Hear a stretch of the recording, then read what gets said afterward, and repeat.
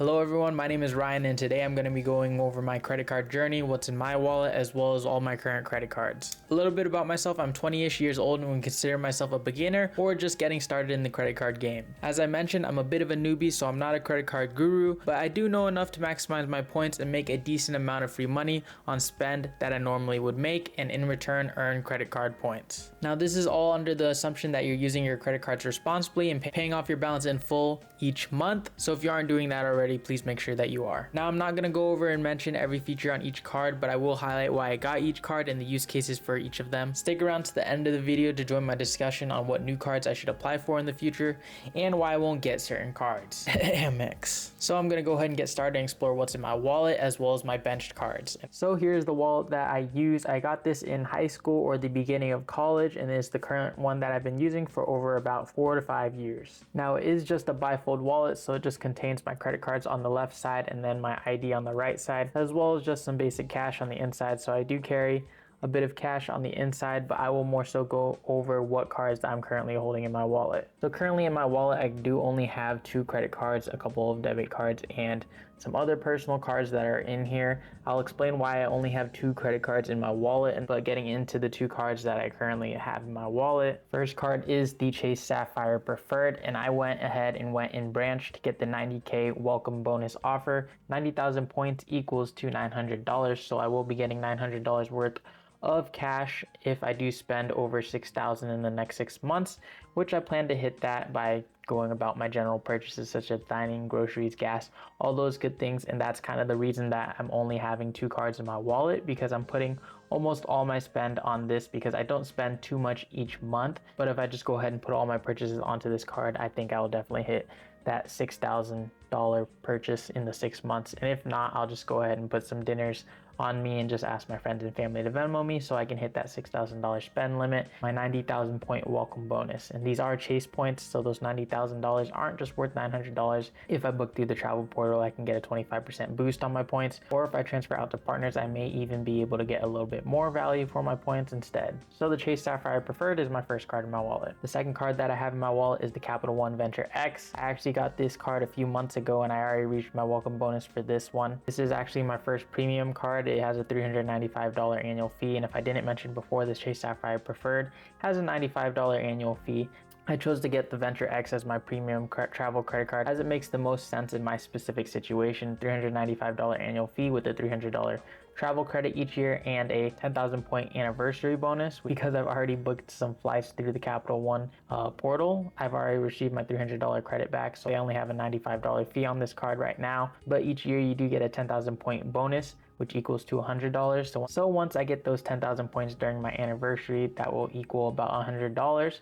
And I will effectively get $400 for getting this card, but I paid $395, making me net profit of $5.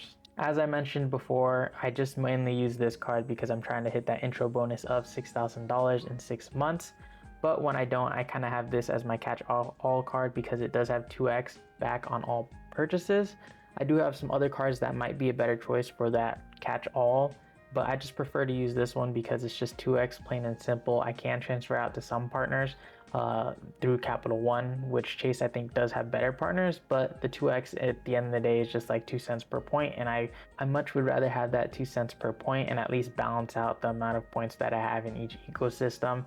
So right now I'm going to be having a little bit more on the Chase side once I hit this intro bonus, so I don't mind adding a little bit more to the Capital One. So the next 2 cards are my personal debit cards. This is the current card that was promoted by Mr. Beast and a bunch of other YouTubers. It does have a 4% APY, but only up to $6,000, which was good for me at the time, but I've kind of outgrown that, so it doesn't really make sense for me to have this card anymore, especially since interest rates have gone up and many of the other competitors at the time have increased their APY and they're much more comparable to the current, which at the time that I got this card it was 4% and everything else was around like 1 to 2%, and yet they still haven't raised it. It's still at 4%, capped at $6,000, which doesn't make sense at all. So if Current doesn't step up their game, I will definitely be switching banks because I think I've outgrown that 6,000 cap for the 4% APY, especially since many of the other banks have brought in comparable rates with no cap like the 6,000 cap on the Current bank. So this one is just kind of cool to look at. I'm probably going to take out my wallet soon. As a matter of fact, I'll probably just take it out after this video, so say bye-bye to the current debit card. The other card that I have on hand is the Capital One debit card. This one's cool to have because I do have some Capital One banks near me or Capital One ATMs near me, as well as Capital One cafes, which I thoroughly enjoy. Let me know if I should make a video exploring the Capital One cafe that is near me. Otherwise, this is just the Capital One debit card. It's just nice to have somewhere that I can deposit and withdraw my money physically, unlike the current card. And it has a decent savings interest rate of 3.4% at the time of recording this. So it's a little bit less than the current, but there is no cap and there is no direct deposit requirement. So I do have this debit card just so I can withdraw, deposit, and then also access the savings account and the savings rate for Capital One. And the last relevant card in my wallet that I would like to show off is the Priority Pass. This Priority Pass just allows me to access certain lounges at the airports. I haven't had a chance to test it out, but I definitely will use this in my future when I do a little bit of traveling later. So to wrap up what's in my wallet, I do have the Priority Pass card, the current card, the Capital One card, as well as the Chase Sapphire Preferred and the Capital One Venture X. Now I'll go ahead and get into the credit cards that I don't use and that are currently benched. Now I kind of coined the term benched because I did order this Pokemon portfolio binder, and when you do play the Pokemon trading card game, the Pokemon that isn't active, the Pokemon that you aren't using, is considered benched and they are in your benched zone. So I'm going to go ahead and coin the credit card term benched, as in the cards that are currently not in use or not in your wallet, and they're more so in your drawer or just currently locked away and you don't really see them as much. Hopefully I get to see some other credit card YouTubers or other credit card people use the term benched. Anyways, let's go ahead and get into this and see what cards I have in this portfolio. Right here we got Blastoise, War Turtle, and Squirtle. The first card in my portfolio is the Amazon Prime Visa. Now I just use this for Amazon to earn 5% cash back on all my Amazon purchases. I don't really see this card, or I don't really use this card physically, but I do live in an area where there are some Whole Foods and Amazon Fresh stores and Amazon Go stores, so I might actually put this card back into my wallet since I do have the room in my wallet, and there has been a handful of chances where I could have entered a Whole Foods store or a Amazon Fresh store, Amazon Go store, and used the 5% cash back. So I might add the Amazon Prime card into my wallet for this quarter or for the time being until I get another card. The second card in my portfolio is actually the Apple Card. This is actually the first credit card that I've ever gotten, and I've kind of outgrown it. I still have it in my Apple Wallet, but I just don't use it much at all besides for the monthly Apple storage that I do pay for $1. So that's pretty much the only time I use this Apple Card. Oh, and also I did finance my iPhone with it, so there's 0% financing.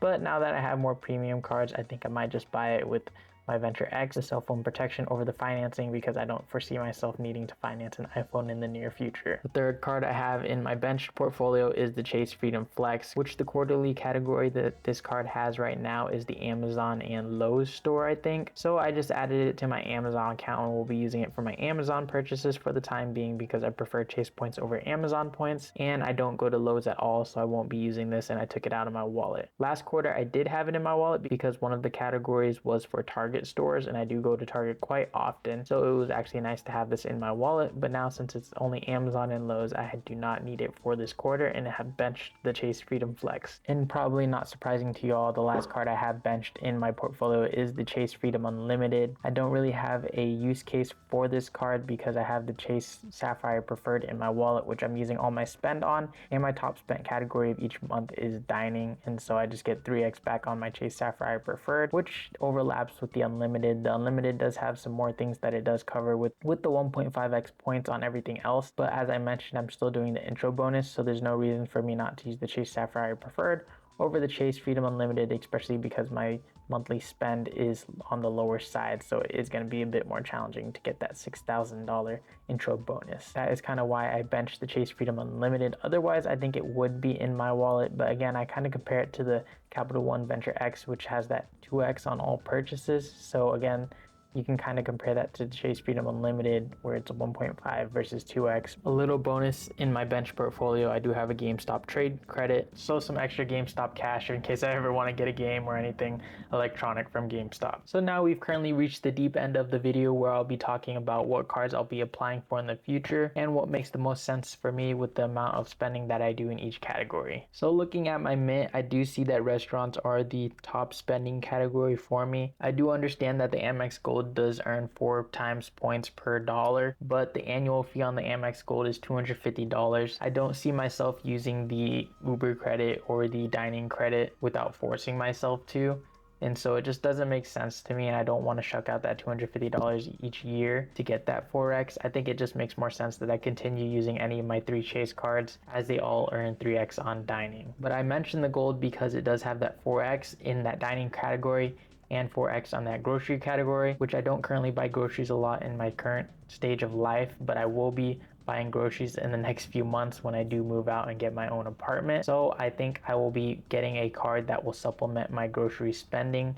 I don't think it'll be the Amex Gold because, again, if I do get the Amex Gold, I do feel like all my Chase cards will kind of be unused from then on, and that $250 annual credit is just something I'm not looking forward to. So I'm going to continue using my Chase cards. As for the grocery category, I think I'm either going to get the City Custom Cash and get 5x on my groceries, or get the Blue Cash Everyday for 3x back on groceries, or Blue Cash Preferred for 6x back on groceries. But the Blue Cash Preferred does have an annual fee, so I'm a little bit hesitant on getting the Blue Cash Preferred. Now, I mentioned the City Custom Cash and the Amex Blue Cash and Amex Blue Cash Preferred because the 2 other categories that I do spend or do most of my spending in is groceries and gas. So the City Custom Cash can obviously cover one of those categories, being groceries or gas, at 5x per dollar spent, or I can just opt to get a Blue Cash Everyday, which will get me 3x back on groceries and 3x back on gas. And the Blue Cash Preferred would also do something very similar, getting me 6x back on groceries and 3x back on gas or travel. So I'm still figuring out which card would make the most sense for me, if I want to get both cards, the City Custom Cash and the Blue Cash Everyday, or if I just want to get the Blue Cash Everyday and just call it quits and just use that card for both my groceries and gas. I'm still thinking about it, so let me know what y'all's thoughts are down below and what makes the most sense in my specific scenario. And then the last card that I would be interested in is the BILT Rewards card. The BILT card would be good for rent when I do get my own apartment, so I could earn some points on my apartment. But remember, it is with Wells Fargo, so do I really want to get the BILT Rewards card? Anyways, that pretty much wraps up the video. Let me know what y'all think down below and give me some advice on what card I should get to cover my groceries and gas categories in the future. Thanks for watching.